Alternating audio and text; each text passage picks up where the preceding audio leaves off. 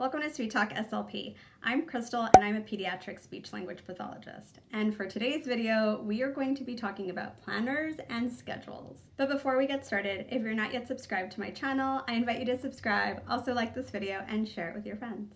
Let's get started. So as I mentioned, we are going to be talking about planners and schedules. I work in home health. I'm a pediatric speech language pathologist in the home health setting.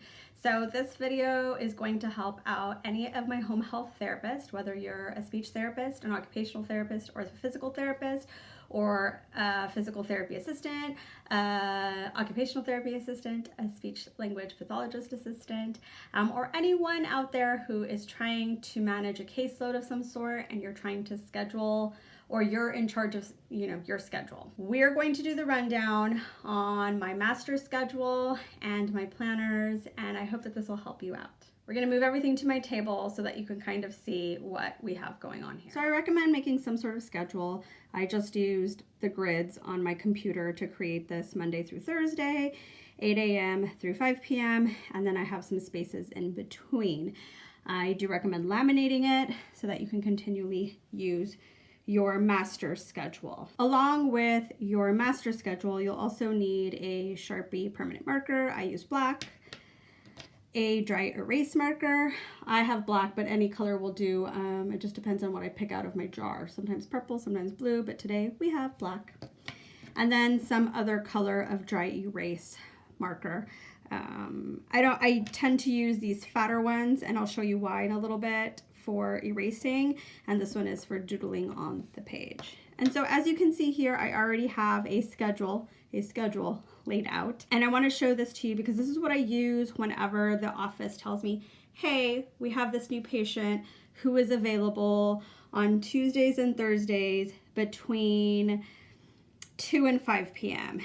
And I can look at my master schedule to see if I have that availability. And I see that there is some space here, right? And so I could say like, yes, I do have some availability to take on that patient. And so then once I've told them yes, I will note it on my schedule. Usually when I call the parent to start the process for the evaluation, I also make sure and confirm that this is a time that would work for them. So let's say that we have here Snow White.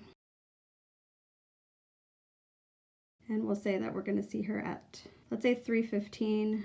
I didn't plan my writing on this, on both of these days. But drive time, I realize that from 3:15 to 4 o'clock, I may not make it to see Belle.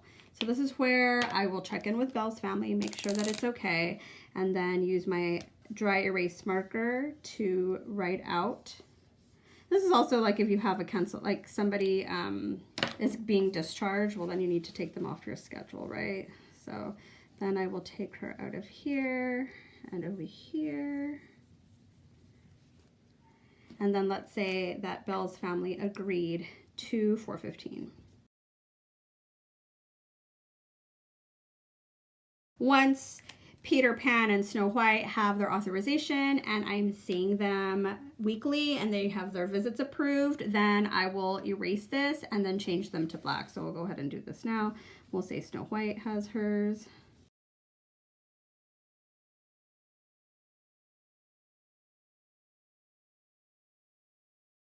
And so then this keeps me on track when I need to schedule. So let's talk about planners.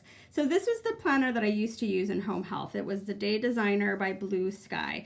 And the reason that I use this is because it has the layouts that I like. And the layout that I like is that when you open the book, you can see your entire week, and it is also hourly and has space for half-hour intervals so that you can add somebody at 11:45 or at 2:50. Now I did this schedule to mimic what I originally had on the laminated master schedule. This was a blank page that I had on the scheduler, so I'm going to show you how I keep track of my visits using this. Now for this, I need a pencil and a highlighter. So those are my two things that I use the most. I also like colorful pens, and my current planner has a little reminder box on the top. And so on the top, I have little squares, and then I have mileage written down. So that way I can remember to go off and mark my mileage. And so once I have, I will check mark it. And if I have not, well, I won't check mark it. So we'll say I haven't check marked Wednesday. And as my visits go through the day and at the end of the day, I check mark who I have seen. Now, generally, if I do have a cancel, I do it in pencil. So Cinderella was a cancel. And sometimes I'll write additional notes if I need to, but we'll say that the remainder of my day worked out. And so I also like to count my visits and then mark it here. So we did 6. So we'll go on here and say that we did these. A little bit off of my line here, but it doesn't matter.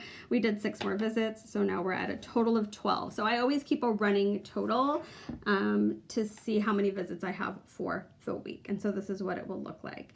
Now, sometimes if I do have a cancel, so let's say Pluto was a no-show, but also a reschedule. So then I would put him in another place. So let's say that Pluto moved over here. So then I have him there. Or if I'm moving someone to a different time, I'll just erase it. So Olaf could not do 10:45.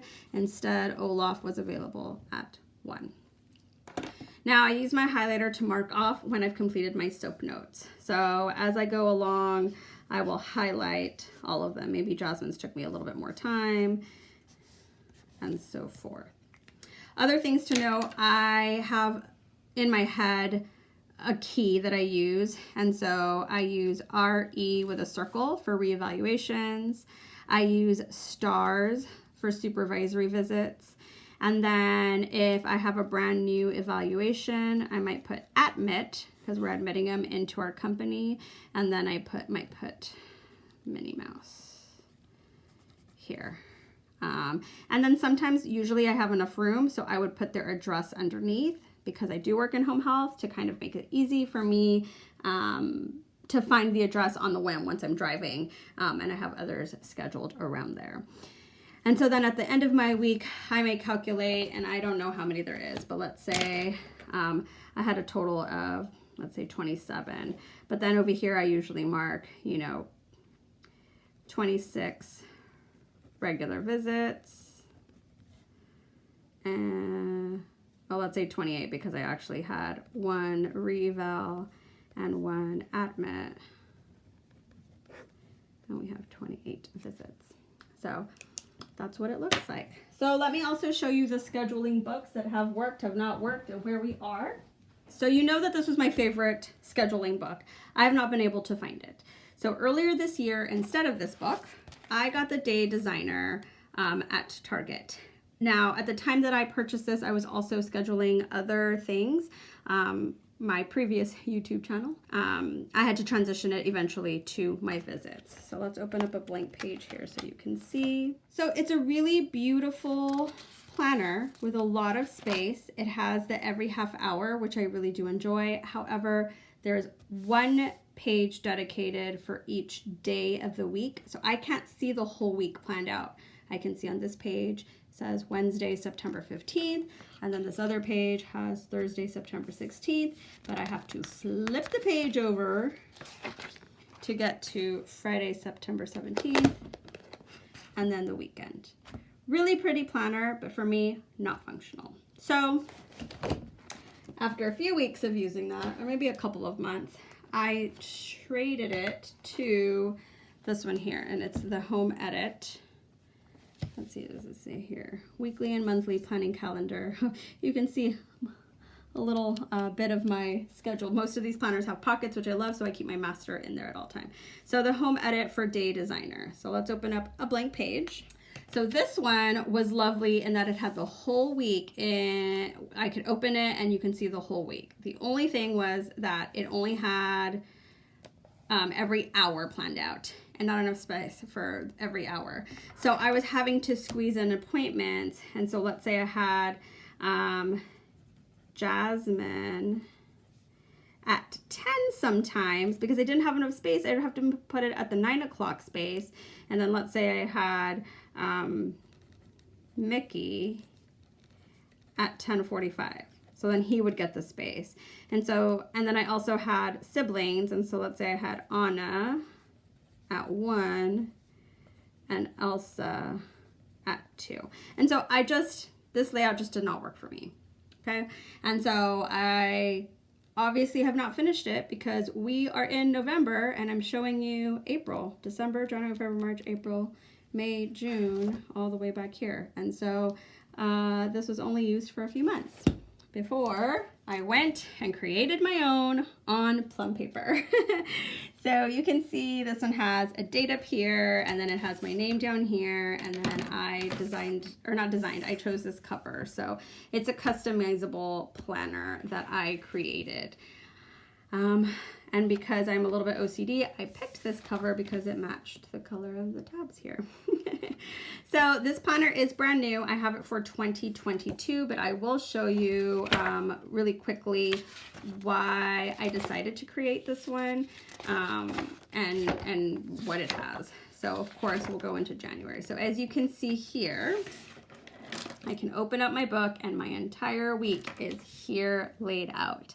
And there is space between, so it doesn't have to say 7, 7:30, 8, 8:30, but I just need that space so I can write it in myself. And so then I also added a remember tab, some notes, and then down on the bottom is priority. This is probably where I'll write mileage and check it off. At the end of each month is a blank page, and then I went ahead and added a bills page for my own personal things, just to keep my stuff in track.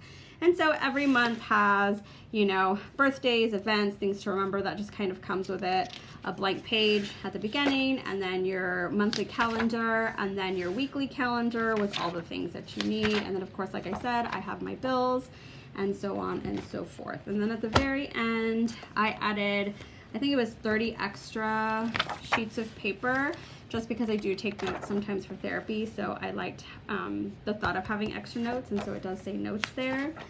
And then it does have a pocket at the end. So then my little schedule will go fit right here, and that's where I'll keep it. And so I might make it a little bit smaller because it seems like I don't care if it really sticks out, but here we go. Oh, and it has one on the other side. So there you go. So this will be the one that I'm gonna use moving forward into 2022. So there you have it. There are my planners. I'd love to know what system you use. Are you a digital planner and have your calendar on your phone or a computer or a tablet, or are you a pen and paper type of person? Clearly I'm a pen and paper type of person, and that master schedule has saved my life. So it just has made planning so much easier. And so if you don't already have, you know, a system like this, maybe this will, you know, get you moving. If I can attach, and I don't think I can, the one that I use, but it's simple to make. So you just put the dates and the times. But yeah, that's all I have for today. I hope that you like this video, and I hope that it really helps you with your planning. I know that so many new therapists or CFs go out into home health, or maybe you're in the schools and you have to plan your own schedule, and it can be tedious. So I don't know, 8 years into home health, and I definitely have a system down and it works. So I hope that this will work out for you. I also should mention that my Fridays are left open for those of you that are, you know, in the home health. It's not that I don't work Fridays. My Fridays are left open because I reschedule kids to Fridays if they cancel for whatever reason, and I also plan a lot of my evaluations on that day, and supervisory visits. If I'm supervising an assistant or a CF or anybody else, I leave Fridays open for all of those things. So it's not that I don't work Fridays, I just, you know, I leave them kind of flexible. But yeah, that's all I have for you today. Again, if you're not subscribed to my channel, I hope that you'll consider subscribing. Also like this video and share it with your friends. Thanks again for watching. We'll see you on the next one.